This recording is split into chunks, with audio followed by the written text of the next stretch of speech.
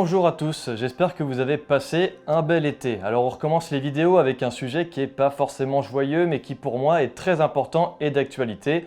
Raison pour laquelle j'ai décidé de mettre ma petite veste de technicien de tournage, alors qu'il fait 35 degrés dans mon studio. Donc oui, je travaille sur les plateaux de tournage. Et dans l'imaginaire collectif, on a souvent ce goût des anecdotes sur le plateau d'un film, en particulier évidemment quand celui-ci est très connu, mais surtout quand ce sont des anecdotes de tournage difficiles, qui participent bizarrement au succès et au mythe d'un film. Alors les plus célèbres concernent par exemple les terribles conditions de travail d'Apocalypse Now, du fameux film sur des vrais tigres sauvages, je crois, où une grande partie de l'équipe s'est retrouvée gravement blessée. Alors oui, un tournage c'est pas facile. Et dans ce monde, il y a des cinéastes et des personnalités qui ne sont pas évidentes. C'est un peu le risque du métier. Le stress est souvent omniprésent car il est toujours question d'argent, de temps, de décisions à prendre sur tel ou tel plan, ce qui a tendance à fatiguer, épuiser et donc irriter de plus en plus. Sur les tournages que je fais par exemple, ça arrive souvent que tout le monde fasse un peu la gueule par réaction à la fatigue au milieu d'un tournage. Tout ça, ça fait partie un peu du métier et en tant que technicien, on a parfois droit à des remarques un peu chiantes,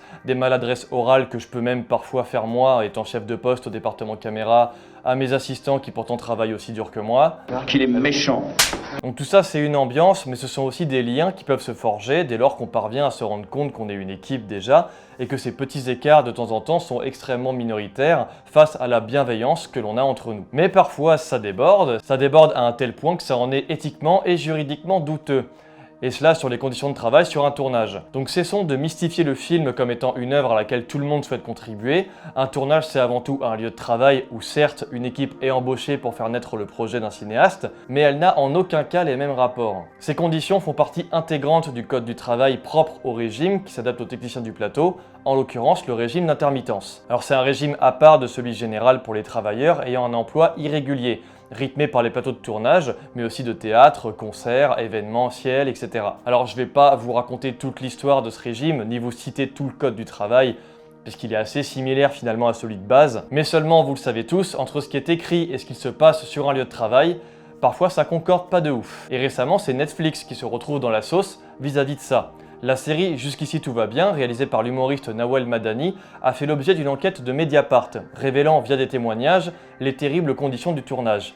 Un article intéressant que l'on va suivre dans cette vidéo et que je vais commenter avec mes témoignages à moi et mon vécu sur un plateau. Et cela va aussi vous montrer que l'arrivée massive des tournages pour des plateformes américaines en France provoque de sérieux problèmes pour les techniciens présents sur leur plateau, problèmes qui sont bien plus minimes ou en tout cas différents de ce qu'il peut y avoir sur des films français, à plus petit budget. Car oui, Netflix est partout. Il envahit les studios français pendant de longs mois, bloque des équipes longtemps et donne naissance à des plateaux un peu tendus qui travaillent à grande vitesse. Et il en est de même pour Prime ou Apple TV, qui sont devenus de façon régulière des employeurs pour des intermittents français en tournage, en particulier dans la région parisienne.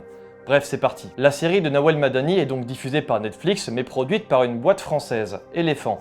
Une boîte de production audiovisuelle qui n'a pas beaucoup sa place dans le cinéma si ce n'est pour deux comédies effarantes de bêtises, qui a pour habitude de tourner des émissions de divertissement surtout pour la télévision. Alors on peut souligner la médiocrité de ce qu'ils produisent, ça sera pas le sujet de la vidéo. Étant une boîte française, Elephant doit respecter le code du travail sur leur plateau de tournage. Le tournage de Jusqu'ici tout va bien commence en janvier 2022 et va s'étaler jusqu'à octobre 2022 sur 70 jours de tournage, dont 6 pour ce qu'on appelle des retakes. C'est en gros des reprises, donc de plans ou de séquences déjà tournées mais qui ne conviennent pas à la plateforme. J'en ai par exemple fait moi pour la série Lupin il y a pas longtemps.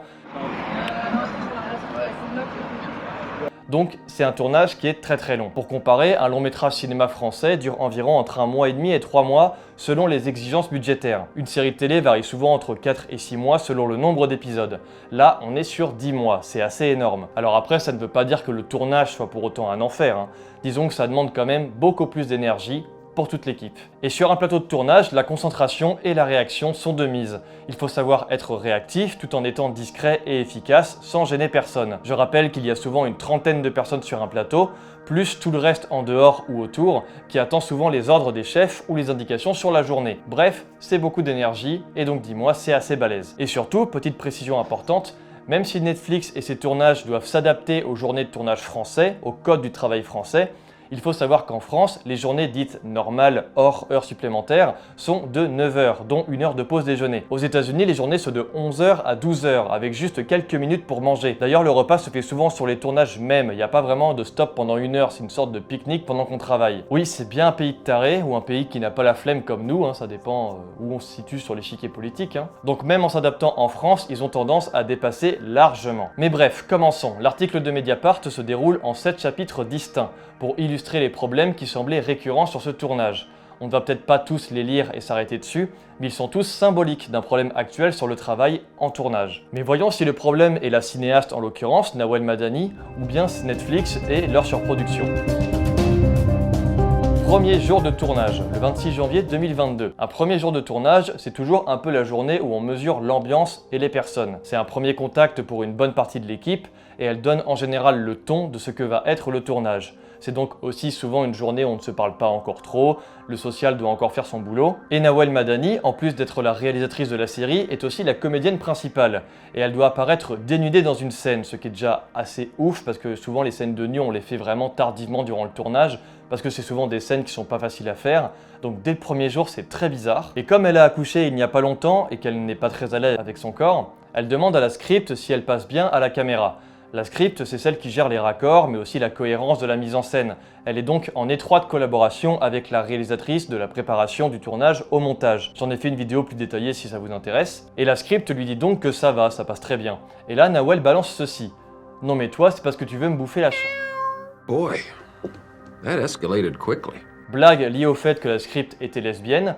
C'est quand même assez violent de balancer ça le premier jour de tournage et surtout devant tout un paquet de techniciens. La première journée semblait déjà compliquée et ce ton passif-agressif de Nawel n'était que le commencement. Alors ça a pas l'air méga grave comme ça, mais si, ça l'est. C'est pas normal de dire un truc comme ça sur un tournage professionnel. On n'est pas entre potes autour de bière. Puis elles étaient pas copines. Et surtout les remarques de ce genre sont légion. Par exemple, il existe un compte qui s'appelle Paye ton tournage, dispo sur Instagram, Facebook et Tumblr, qui recense tous les témoignages sexistes, racistes ou autres, que ça soit verbal ou physique. Et il y en a encore beaucoup trop, et j'invite tous les collègues qui ne connaissaient pas ce compte à aller témoigner si quelque chose s'y est produit. C'est purement anonyme. Et il y a en plus, sur un tournage, une sensation de vulnérabilité, un sens de la hiérarchie presque militaire, ce qui fait qu'un big boss comme un producteur, un réalisateur ou bien des chefs de poste sont difficiles à disputer et à remettre en place en plein tournage. C'est un peu comme si on risquait sa place. La script n'a donc rien dit, n'a évidemment pas rigolé, et le reste de l'équipe fut assez déstabilisé par cette remarque. Alors, vous vous en doutez sûrement, comme on est beaucoup sur un plateau, il y a donc pas mal de bruit. Cependant, il y a un rôle sur le plateau destiné à justement faire en sorte qu'un tournage ne devienne pas une cour de récré. C'est le premier assistant réalisateur, qui parmi toutes les tâches qu'il a à faire, doit aussi maintenir un rythme et un silence sur un tournage, pour que tout le monde puisse bien s'entendre. Alors ça n'évite pas qu'il y ait forcément un peu de bruit, c'est normal, mais ce tournage-là semblait particulièrement bruyant, ce qui accentue aussi le stress. Lola, une technicienne de tournage, qui n'est pas son vrai nom, dit notamment ceci. Nawel criait tous les jours, et du coup, tout le plateau s'y mettait. Il y avait une tension en permanence. Maëlle, une autre technicienne, ajoute que la tension était telle que les équipes finissaient par ne plus se reconnaître, tant tout le monde devenait détestable, même agressif, avec une grosse boule au ventre. Ce n'est pas censé arriver sur un plateau même quand on est épuisé. Comme je vous l'ai dit, un tournage c'est fatigant et il arrive d'être irritant quand une journée se passe pas très bien ou quand elle est beaucoup trop longue. Mais ces choses-là font effectivement partie du métier et les heures supplémentaires sont normalement toutes prises en charge pour bien nous payer à la fin du mois. Mais une fatigue excessive entraînant un stress et une agressivité, ça peut aussi avoir des conséquences plus graves, comme un manque d'attention sur la sécurité du tournage. Donc un projecteur par exemple mal vissé qui tombe, la caméra, une installation de machinerie qui est fragile. Et ce n'est pas seulement une question d'expérience, puisque l'un des techniciens explique notamment qu'il ne s'est jamais senti aussi mal sur un tournage en 25 ans d'expérience. Beaucoup de hurlements de la part de Nawel donc, notamment sur ses comédiennes, qui la défendent dans l'article en disant qu'elle faisait juste bien son travail. Ouais. Alors on passe plusieurs chapitres pour en venir à la sécurité justement. En plus du bruit constant, des voix qui portent et un problème d'organisation, la sécurité a vite été un autre sujet sur le tournage. Lors de la 38e journée, en avril 2022, Nawel Madani décide tôt le matin de filmer des séquences de voitures. Décision imprévue qui nécessite non seulement un changement d'organisation de la part des équipes techniques, mais aussi et surtout l'accord du régisseur général et du directeur de production, car ce sont les deux pôles principaux qui garantissent la sécurité et les autorisations publiques de tourner. Par exemple, quand on décide de tourner dans une vraie voiture conduite par un acteur, la production privatise une parcelle de route le temps du tournage. Comme ça, aucune autre voiture autre que appartenant à l'équipe ne risque de déstabiliser le trajet et aussi de rendre dangereux la route. D'autant plus qu'en général, quand on tourne dans une voiture, en plus des comédiens, il y a celui ou celle qui cadre à l'intérieur, accompagné d'un technicien son et parfois de moi, le premier assistant caméra, pour faire le point et garder un œil sur la caméra et son éventuel changement d'accessoirisation. Inutile de vous dire qu'on n'a pas la ceinture, parce que ça compliquerait tout de suite les choses. Donc tout ça doit se faire dans une certaine sécurité. Évidemment, selon les plans, la configuration peut être aussi différente. Si on souhaite être à l'extérieur de la voiture, soit on fait ça en studio, en fond vert ou avec les nouveaux effets des panneaux LED, soit on fait une accroche machinerie au niveau des vitres, soit on fait ce qu'on appelle une voiture rolling. En gros, on tracte la voiture de jeu, les comédiens sont dedans, mais c'est la voiture qui tracte la voiture de jeu qui roule, donnant l'illusion que les comédiens conduisent. Gros s'installe aussi, enfin bref, il y a un paquet de manières de le faire, mais quand on décide de faire ça, il faut des autorisations de la part de la production pour être sûr qu'on va rouler en toute sécurité. Mais petit hic ce jour-là, non seulement Nawel n'attend pas l'arrivée du régisseur et du directeur de production pour aller tourner, mais en plus, elle fait conduire la voiture par une comédienne qui n'a pas le permis. Ça sent bon cette histoire. Elle garantit à l'équipe qui doit monter que ça sera sur des petites routes au niveau d'un parking, au calme, mais les techniciens sont dubitatifs et finissent par suivre Nawel, toujours très agressive apparemment dans ses décisions. L'équipe part donc sans autorisation, dans une voiture conduite par une comédienne qui n'a pas le permis. Cette prise de risque aurait dû faire fermer le tournage. Mais bref, Loïc, un technicien présent sur le plateau, raconte. Au début, Nawel conduisait très rapidement. Je lui demande même de ralentir parce que je suis dans le coffre et pas attaché, se souvient le technicien. Là où c'est devenu vraiment problématique, c'est que sur le chemin du retour vers le camp de base, en plein de voies, juste avant un carrefour, Nawel demande à la comédienne de reprendre le volant. Elle a conduit pendant plusieurs minutes sans permis dans un carrefour avec beaucoup de circulation. La comédienne n'a pas bronché, elle s'est exécutée. On avait peur. Un croisement où la circulation était dense. Des voitures pilaient, klaxonnaient. C'est complètement lunaire. Même au Togo, sur le tournage que j'ai fait, qui n'est pas le pays le plus safe et qui n'a pas les mêmes conditions de sécurité sur un tournage, la voiture dans laquelle nous avions tourné quelques séquences était conduite par un chauffeur de taxi, donc qui avait le permis, et même si la route n'était pas bloquée, il refaisait exactement le même parcours quand on recommençait une prise. Ici, il y a tout qui est illégal. Et d'ailleurs, ça m'est arrivé sur un film aussi, que je ne citerai pas, où on s'est aussi retrouvé tôt le matin à devoir suivre une intention de réalisation similaire, avec quelqu'un qui n'avait plus le permis, donc c'est légèrement différent parce que voilà, mais bon, c'est fou que ça puisse arriver sans conséquence. C'est littéralement mettre la vie de personnes en danger de mort. En plus de cette journée désastreuse qui n'a visiblement pas eu de conséquences, dans le même chapitre, Roberto, le technicien son présent dans la voiture, a reçu un appel de la production peu de temps après son départ. Il n'avait fait que quelques jours en renfort sur le tournage, et elle lui demande comment ça s'est passé. Roberto décide de balancer cette fameuse journée en disant qu'il avait eu peur et que ça ne semblait pas très réglo. Normal jusque-là, mais quelques minutes plus tard après cet appel, c'est Nawel qui l'appelle pour le menacer. Elle me demande si j'ai parlé sur son dos, m'informe qu'elle sait que le directeur de production m'a appelé et qu'elle connaît mon chef sur le tournage, comme un petit coup de pression. Ça n'a duré que 2 minutes, mais ça m'a bien stressé, son ton était menaçant. What the fuck? Un autre chapitre de l'enquête s'attarde sur un référent Netflix. Suite donc à cet événement, en plus du tournage qui se passait globalement mal, un référent Netflix décide d'apparaître au bout de la 44e journée de tournage après le départ de plusieurs techniciens et du régisseur général et du directeur de production.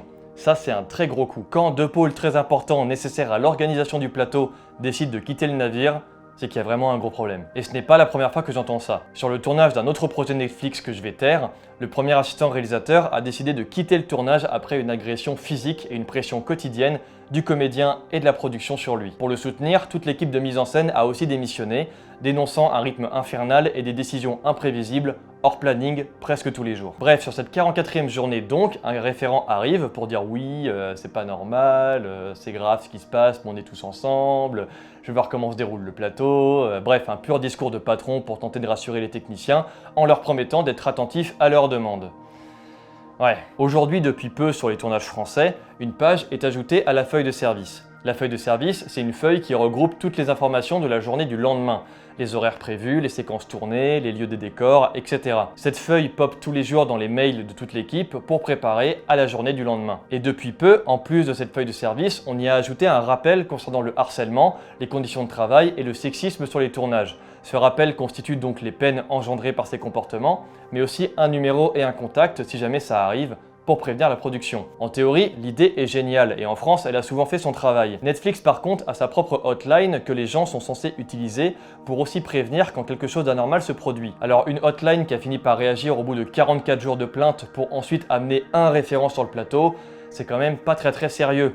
Mais surtout, l'arrivée de ce référent sur le tournage a bien semblé fantomatique. Après un discours, le référent laisse la place à Nawal Madani qui, sous fond d'humour, rappelle à quel point elle aime son équipe, tout en disant que la hotline n'est pas son délire et que s'il y a un souci, que chacun aille la voir directement pour en parler courtoisement. Bon, c'est du bon gros blabla habituel un peu obligatoire pour éviter que le tournage s'interrompe à cause des départs de certains chefs de poste. Seulement, voilà, le référent s'avère être particulièrement inutile, a le cul posé sur le combo, qui est en gros l'endroit où on a le retour image le plus grand de ce qui est filmé, et rigole bien aux blagues de Nawel. Maël dit notamment ceci dans l'enquête. Je l'ai entendu dire au retour son qu'elle était hyper drôle, alors que son rôle était de nous protéger de ses abus. Netflix l'a envoyé pour dire qu'ils ont fait quelque chose pour faire bonne figure. C'est évidemment un des gros problèmes de Netflix qui se trouve aussi au niveau de ses productions. La volonté d'apparaître comme bon et juste, toujours au milieu, et de rectifier ce qui ne va pas dans un tournage anormal. Sauf qu'entre ce qui est dit et ce qui est fait, il semble y avoir un gros gouffre. C'est d'autant plus vrai quand on obtient le second témoignage de Jean, aussi technicien son. Sur un tournage comme ça, il arrive que les équipes se dispersent de manière organisée et chorégraphiée pour réussir à tourner le plus de plans possible. Ça arrive qu'il y ait plusieurs caméras par exemple. Et sur le tournage Le Retour du Héros, un film que j'ai fait il y a quelques temps, il arrivait qu'à 4 ou 5, on parte avec une deuxième caméra pour filmer ce qu'on appelle des establishing shots. Ce sont en gros des plans d'endroits, de lieux, pour situer l'action dans le montage du film par la suite. Donc pendant que l'équipe principale tourne des séquences dialoguées dans le château, l'équipe B partait faire des plans de l'extérieur, du jardin, etc. C'est un truc qui se fait assez régulièrement, dès lors bien sûr qu'on a un budget pour s'autoriser. Mais sur les productions de Netflix, il y a parfois entre 4 et 6 caméras pour une équipe qui n'a clairement pas le bon effectif. Donc ça va vite sans trop vérifier, et parfois une personne de l'équipe principale doit faire des allers-retours pour voir comment vont les autres caméras, ou les autres équipes. C'est donc de la course tout le temps et c'est extrêmement fatigant. Et c'est ce qui est arrivé sur une journée de tournage de la série. Jean s'absente du plateau de l'équipe principale pour aller vérifier si la deuxième caméra est bien équipée au niveau du son. En revenant, il se fait hurler dessus par Nawel car elle a dû attendre. Un peu plus tard, Jean fait l'erreur de parler de ça à son assistant, alors que la réalisatrice avait le retour son dans son casque. Alors oui, sur un plateau de tournage, c'est vrai qu'il faut éviter à tout prix de dire du mal de la production ou de la réalisation, parce qu'il y a des micros partout, avec des personnes qui ont le retour du son direct en permanence. Les murs ont littéralement des oreilles. Nawel entend donc Jean se plaindre et vient vers lui en bombant le torse et en lui criant dessus de manière agressive. Elle voulait se taper quoi, comme au collège vous voyez. Suite à ça, Jean est allé voir le référent qui est allé parler à Nawel et la suite est très drôle, il est simplement revenu vers lui pour lui conseiller de pas trop prendre ça à cœur. Après ça, Jean décide de quitter le tournage. Mais c'est quoi ce délire quoi? Je passe rapidement sur l'épisode de la déchetterie qui relève aussi de conditions de travail intolérables où en pleine journée de canicule, Nawel décide en arrivant sur le tournage de tout déplacer dans ce décor. Ce qui fait que tout le travail de l'équipe décoration doit être détruit puis recommencé, le tout dans la chaleur que soulèvent les odeurs de la déchetterie. De plus, le lieu choisi par la réalisatrice n'était pas approuvé par les autorités. Je cite directement l'enquête de Mediapart. Elle a agi, comme d'habitude, face à un refus de son équipe. Elle a fait elle-même, à savoir demander à sa garde rapprochée de déplacer la décoration, souffle Léo. Ce n'est absolument pas déontologique ni sécuritaire.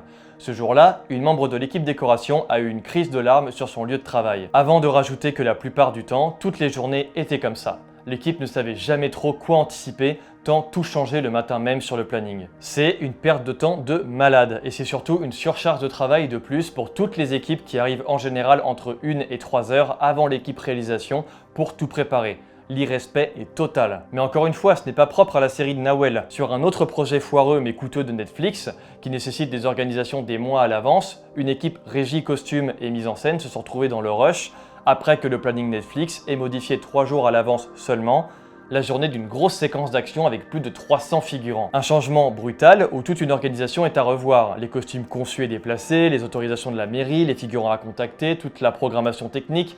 Ça a demandé du travail supplémentaire à l'équipe qui était dans l'incertitude en permanence. Netflix n'en a rien à foutre. Bon, après tout ça, vous devez sûrement détester Nawal Madani actuellement, et vous auriez sûrement totalement raison. Seulement, l'épisode 7 de l'enquête soulève un point important, qui responsabilise bien plus Netflix et Elephant que la réalisatrice, aussi irrespectueuse et agressive soit-elle. En plus d'être la réalisatrice, Nawal Madani était showrunneuse de la série. c'est-à-dire responsable de tout le scénario et de la cohérence des épisodes, de leur écriture. Elle était comédienne principale et elle fut aussi coproductrice de projet, alors que c'était son tout premier. Elle occupait donc une grande partie de postes importants, toute seule, alors qu'elle avait une boîte de production audiovisuelle et surtout le budget de la plateforme américaine. Pourquoi? Ajoutons à cela qu'elle venait d'accoucher et qu'elle a dû juste après reprendre l'écriture pour le tournage, donc aucun temps pour sa fille. Une des salariées interrogées dit notamment ceci dans l'enquête. Même elle, ils ne l'ont pas protégée, souffle l'une des salariées interrogées. Elle nous convoquait souvent dans sa loge en pleurs pour nous dire qu'elle était épuisée. Netflix a laissé tous les pouvoirs à Nawel, qui était fatiguée mais aussi inexpérimentée pour occuper tous ces postes. Ils l'ont mise là parce qu'elle est connue, parce qu'elle a des millions d'abonnés, mais elle n'avait pas les épaules et c'est nous qui en avons payé le prix. Et il est là le fond du problème, les conséquences de ce tournage dramatique. Nawel Madani a beau avoir énormément de choses à se reprocher, elle a eu un caractère ignoble qui doit être souligné, mais ce comportement a été accentué par la non-humanité dont fait preuve Netflix dans leur production et dans leur relation avec les réalisateurs. Ils ne mettent pas l'argent dans les bons endroits et ne respectent absolument pas le code du travail en France. En choisissant avec Elephant de ne pas prendre le temps d'instaurer une préparation propre avec tous les métiers que ça nécessite dans une production comme celle-là, ils ont choisi de couper court en se servant de Nawel comme un hochet à agiter, compte tenu de son succès sur les réseaux. Ça n'a par ailleurs pas manqué puisque la série bat des records sur la plateforme avec plus de 7 millions d'heures de vues, ce qui en fait la série française la plus regardée sur Netflix et la 7e à travers le monde. C'est juste incroyable qu'une telle enseigne pleine d'argent fasse des concessions aussi absurdes sur la répartition des tâches, le soutien de la réalisatrice, mais aussi sur les conditions de travail et sur les changements de dernière minute en permanence. En France, sur les tournages, il peut y avoir des abus, il peut y avoir des soucis et très souvent les problèmes et les négociations se font directement avec des administrateurs ou des directeurs de production. Des heures supplémentaires peuvent être la cause d'un plan de travail resserré à cause d'un manque de budget, ce qui peut s'expliquer sur des plus petits films, mais qui sont encore malgré tout prises en charge par la production, via des négociations avec nous. Netflix ne respecte rien de tout ça, alors qu'il pourrait évidemment mettre le paquet d'argent pour qu'un tournage puisse se dérouler correctement. Mais un tournage pour eux, c'est une usine. Une usine où des travailleurs bossent mécaniquement, n'ont pas à réfléchir, n'ont pas à se plaindre. En plus, ils sont sympas, attendez, ils filent un petit référent comme ça en cas de pépin, c'est super sympa. Un tournage, c'est physique et c'est psychologique, ça demande beaucoup de concentration, mais il y a aussi un paquet de matériel que doivent gérer les équipes, qu'il s'agisse de la machinerie, de l'électricité, de la caméra, de la décoration, de la régie, surtout sur un tournage de Netflix qui emploie des gros moyens. Tout nécessite donc une bonne coordination dans l'organisation des journées que Netflix choisit de ne pas faire. Le rythme de travail pour les séries diffusées sur les plateformes est très intense. La cadence est intenable, abonde Jean-Pierre, embarqué depuis dans le tournage d'une série pour une autre plateforme étrangère. On n'est pas du tout habitué à travailler comme ça, avec des scripts qui sont écrits jusqu'à la dernière minute, voire pendant le tournage. Et cette série n'est pas une exception. La plupart des productions françaises Netflix participent à rendre ces plateaux nerveux. Même les films, à l'instar de celui-ci, où les conditions de tournage furent aussi désastreuses. Un an plus tard donc, après ce tournage, la colère est apparue chez les techniciens après une énorme fatigue de ce tournage qui les a presque dégoûtés de leur travail. Le souci avec ce rythme, c'est qu'il est difficile d'accéder au prud'homme et de partir sur une plainte collective, car comme le dit très bien Yann, autre technicien, on est tous des indépendants. Le temps qu'on s'organise collectivement pour améliorer nos conditions de travail, le tournage est fini et on part sur un autre film. Et oui, ce fut aussi mon cas par exemple pour quelques tournages de pub que je trouvais aberrants. Commencer à s'organiser collectivement demande du temps que nous, techniciens, nous n'avons pas. À la fin d'un tournage, très souvent quand ça s'est mal passé, on parle à un mur par la suite. Il y a un vrai problème aujourd'hui dans la manière dont certaines boîtes exploitent les techniciens sans sourciller. Et surtout, il va falloir arrêter de penser qu'une équipe a les mêmes objectifs que le réalisateur et la réalisatrice. Une équipe est là parce qu'elle est embauchée. Chaque département dispose de ses chefs et c'est toute une organisation autour qui donne naissance au film, c'est vrai. Mais les techniciens ne sont pas là forcément par plaisir, c'est avant tout un lieu de travail. On peut très bien adhérer à un scénario ou trouver des idées de plans cool pendant le tournage, mais c'est avant tout un lieu de travail. On n'a pas à être à votre exploitation parce qu'on est dans le même bateau. On ne l'est pas, il y a un rapport au travail qui est très différent. Il serait temps que Netflix, les agents de pub et certains cinéastes se rendent compte de ça. Il y a un temps pour admirer le résultat esthétique d'un film et il y a celui matériel qui doit respecter des conditions de travail. On n'est pas des chewing-gums qu'on malaxe et qu'on balade. Et surtout, on n'a pas à subir des putains de plannings mal foutus et mal organisés de la part de plateformes américaines capricieuses qui n'ont même pas le mérite de proposer de la qualité, mais juste du fast-food audiovisuel à ses abonnés. Cela dit, je précise, j'aurai toujours en tant que technicien beaucoup de sympathie et je serai toujours plus apte à négocier un salaire et des conditions de travail avec des projets au petit budget. Il est évident aujourd'hui qu'il faut penser à faire des films avec de moins en moins d'argent, car ces sommes vont partir de plus en plus justement vers ces plateformes et vers les gros projets et les industriels qui souhaitent capitaliser dessus.